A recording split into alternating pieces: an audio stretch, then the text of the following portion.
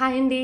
మనందరికీ వడ అనగానే గుర్తొచ్చేది మూకుడు నిండా ఆయిల్ పెట్టుకొని డీప్ ఫ్రై చేసుకునేదే. కానీ ఎలాంటి డీప్ ఫ్రై అవసరం లేకుండా లైట్‌గా జస్ట్ రేకు మీద అటు ఇటు రోస్ట్ చేసుకుంటే చాలా గుల్లగా ఉండి, చాలా టేస్టీగా ఉండేటటువంటి మంచి టేస్ట్ బర్డ్స్‌కి మంచి టేస్ట్ అందించేటటువంటి ఒక కమ్మని సోయా వడ ఎలా ప్రిపేర్ చేసుకోవాలో అయితే ఈ వీడియోలో చూసేద్దాం. దీని full name soya corn vada అండి. సో, ఇందులో తీసుకున్నది కార్న్ ఎక్కువ క్వాంటిటీలో తీసుకున్నానండి.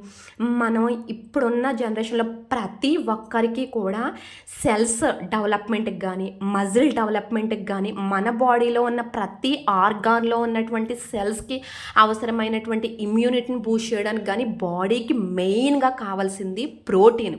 ఆ ప్రోటీన్ ఈ మొక్కజొన్న పొత్తులో చాలా అధికంగా ఉంటుంది. ఫైబర్ ఉన్నటువంటి ప్రోటీన్ అని చెప్పుకోవచ్చు.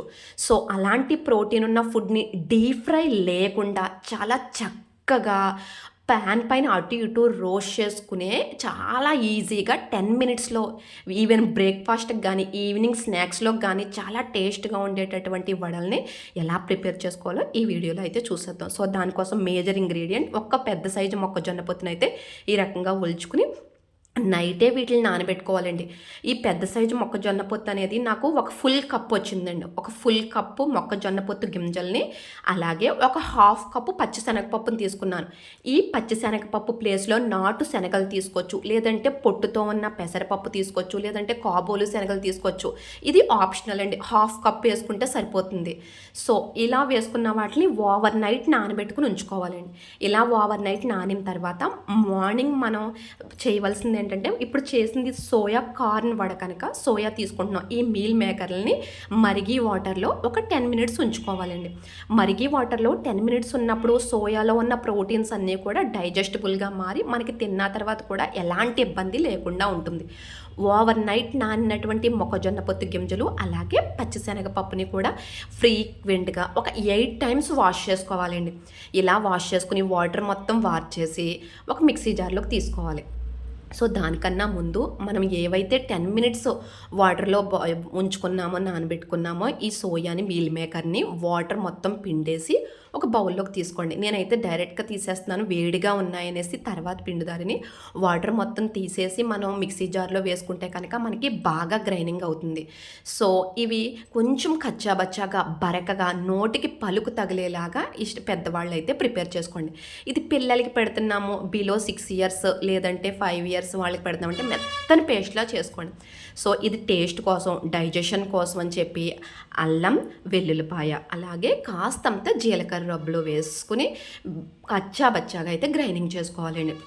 ఇలా గ్రైండింగ్ చేసుకున్న తర్వాత మీల్ మేకర్‌లో ఉన్న వాటర్‌ని పిండేసుకొని గట్టిగా పిండుకొని ఈ యొక్క మిశ్రమానికి మనం ఏదైతే మొక్కజొన్న పొత్తు, పచ్చిశనగపప్పు మిశ్రమం ఉందో దానికి యాడ్ చేసుకోవాలండి.